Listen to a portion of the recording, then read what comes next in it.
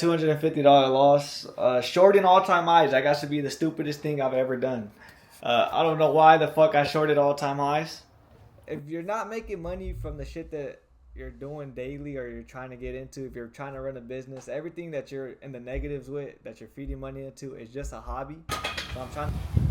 Like my stomach feels sick. They like, oh my God, when will he quit?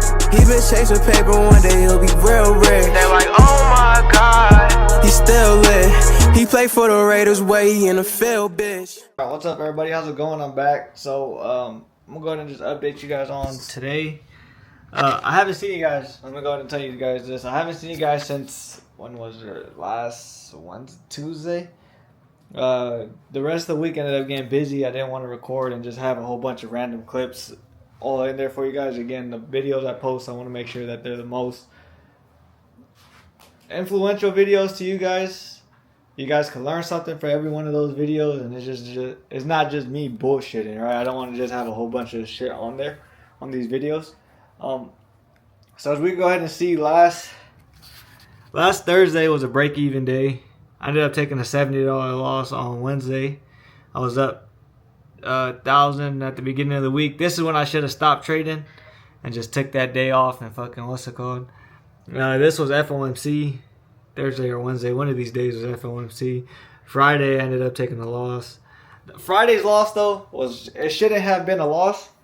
Just because, first of all, I ended up closing one of my positions on accident. I was taking a trade on my phone. I closed the whole position and then re-entered that position with the amount of risk that I had left. Again, I only have $250 that I risk per day. So I got in with a better entry, but I was already down on the day, so it wasn't even a break even. This shirt is way too tight for me, bro. Other than that, today I took a loss. $250 loss. Shorting all-time highs. That got to be the stupidest thing I've ever done. I don't know why the fuck I shorted all-time highs. Alright. First of all, it was a clean setup. I was looking for shorts. Second of all, it was a dumb fucking decision, though. I should have been looking for longs. Overall, it's a learning experience. It's shit that I learned in the past that I'm just making those mistakes again on. But one thing I wanted to update you guys on this account was I'm currently sitting at $4,000 profit.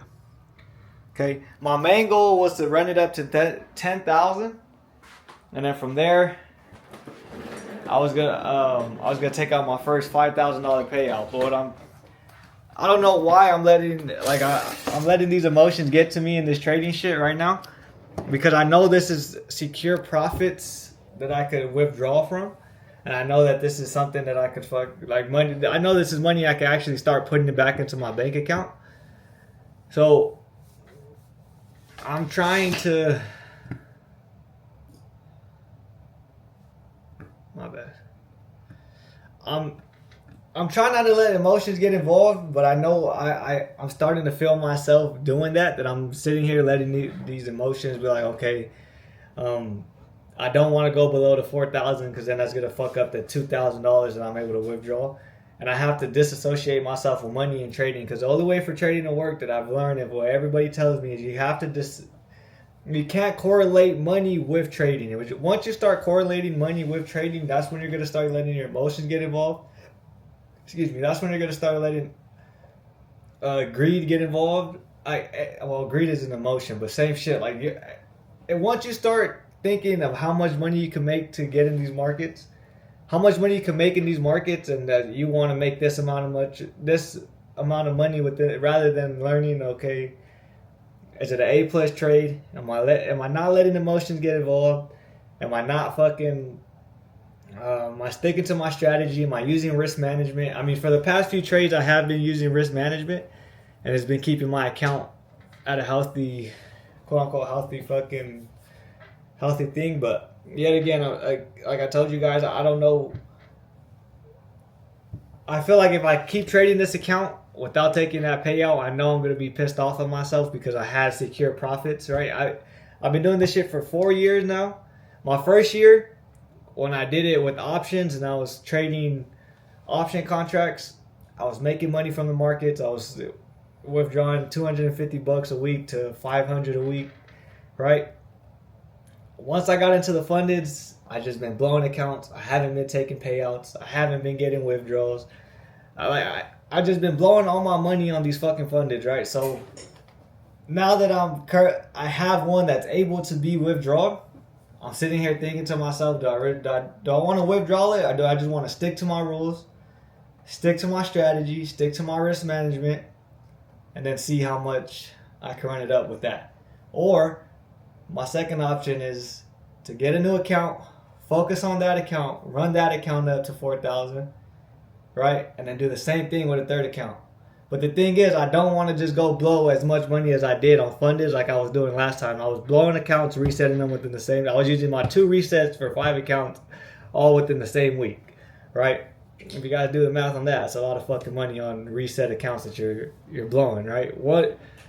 So first you got to buy the initial 50K, which is $50. Then if you blow it within the same day, it's another 15. If you blow it the combine within another 50 in the same day. So if you blow 2 accounts in one day, you get so it's 3 times 50, which is 150 times 5. That's $750. That's not even with the activation fee. So I don't want to be doing that. So I want to make sure that I'm taking good trades and all that. So I think I'm going to leave this account here for a little bit, right? And then I have this account right here that I'm up $1,500 on the day or on the week. Oh fuck, I didn't even. This was after. So what? But I think I'm gonna go ahead and try to pass that first account.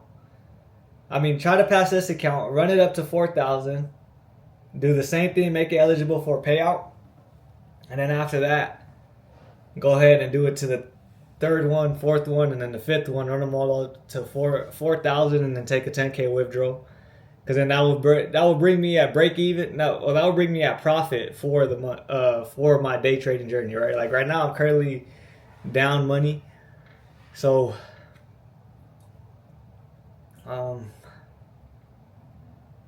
that's basically it. The next clips are going to be the workout, trade recap for today. And I'll see you guys on Delatro.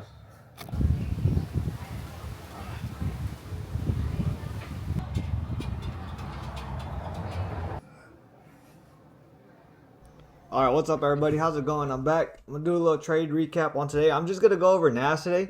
I'm not going to go over too much on ES because... Alright, we'll fucking take a look at ES. But, again, I shorted all-time highs like an idiot. Right. It's all good. We live and we learn.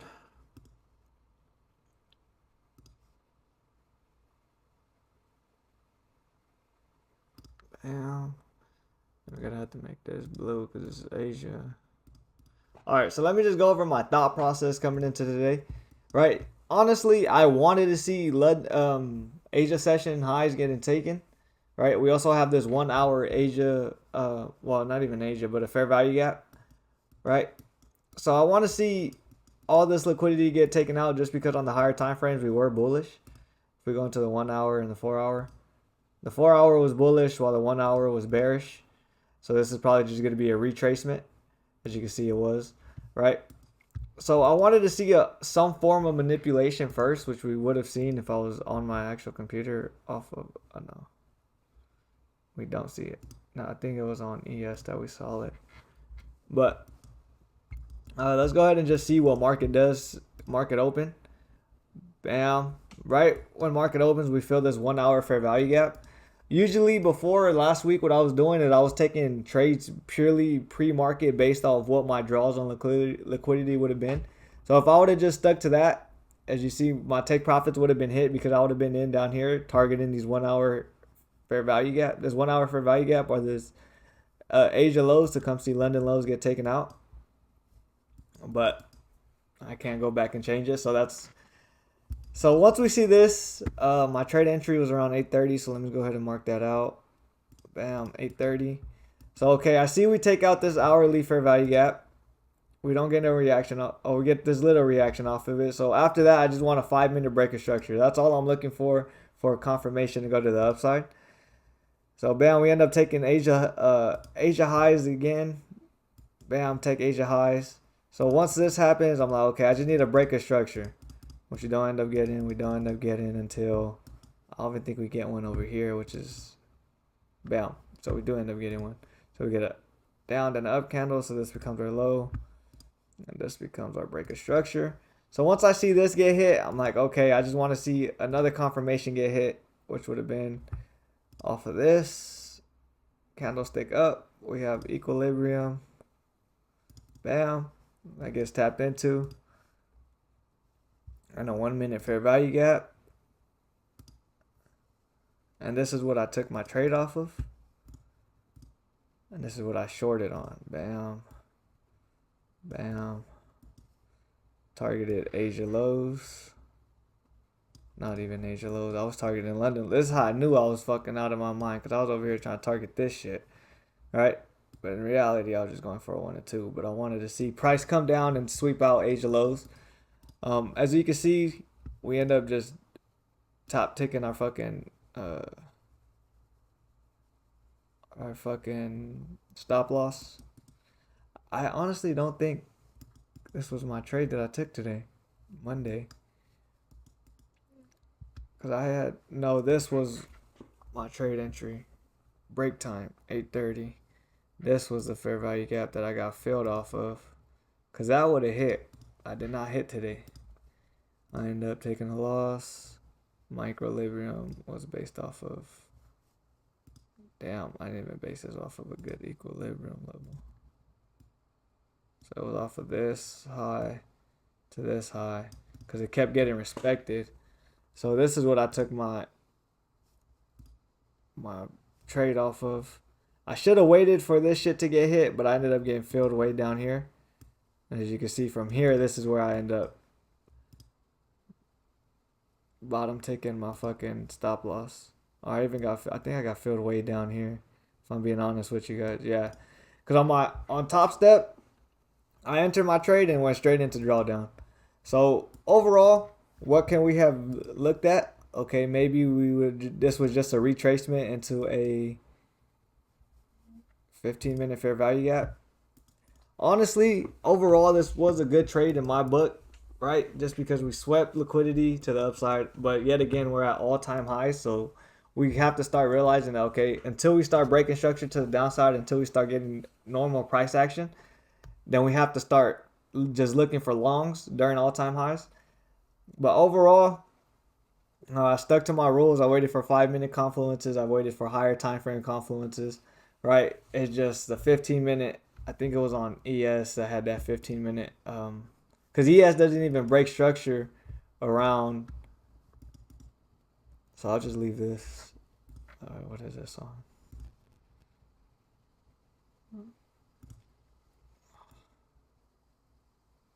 Bam. Now we'll go ahead and do it again from here to here. Bam. Bam. And then we'll fill this. I know people be making their own shit, but I gotta learn how to do that because I just want this marked out. I don't like how it has all that. I like how it just looks clean. Like this. So that I know that this is Asia session, London session. And there's not too much shit on my screen. But I think, well, I don't think, I know this is the, ES was the one that made the 15-minute fair value gap that price reacted off of. Also, too, it's already late in the day. The move had already happened. There's no way we're going to get 100 points or 100% to the upside and then get another 200 points to the downside. Right? So, yeah, it was ES that made that 15-minute fair value gap that price was going to come and react off of. As you can see right here. This should have been my entry, right? I should have waited for this 15-minute fair value gap to get filled. Scale down into the 1-minute chart. Look for a break of structure or a confluence to enter within here, which we would have got right here. Short longs off of a bullish closure. Stops. You can even have stops below this low, or you could protect the whole fair value gap. Target a 1 or 2. As you can see, Bam, that was this should have been the entry for today, but it wasn't, right? Overall, nothing we could do about it. I told you guys the game plan. I'm gonna try to get the 5 accounts, scale them all up to 4,000, and then go on about this fucking trading journey, right? Again, if you're not making money from what you're doing, it's a hobby. It's not gonna be a fucking, what's it called? If you're not making money from the shit that you're doing daily or you're trying to get into, if you're trying to run a business, everything that you're in the negatives with, that you're feeding money into, is just a hobby.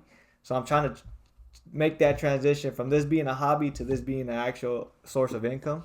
So let's get to it, bro. So I'll see you guys in the next clip, which it's probably gonna be the outro. All right, what's up, everybody? How's it going? I'm back. I just finished editing those YouTube videos. I got my dinner waiting for me over there. It's currently 8:33 right now. It's the earliest I've gotten done. Well, I'm not even done yet because I gotta go edit this shit into the TikTok video. So I'm gonna do all that, and then after that, it's probably gonna be time for me to go to sleep. Again, I'm not gonna be trading tomorrow. I have already locked out my account. That's at that $4,000 limit. And then I locked out the $1,500 account as well, the second combine. So I'm gonna go ahead and see you guys. I don't know if I'll pick up the camera tomorrow. I might pick up the camera tomorrow, and then get some clips, and then come back again on Wednesday, and then do a little trade recap for you guys on Wednesday, how that shit went, and all that. But other than that, thank you guys for watching. I appreciate it. I'll see you guys in the next one.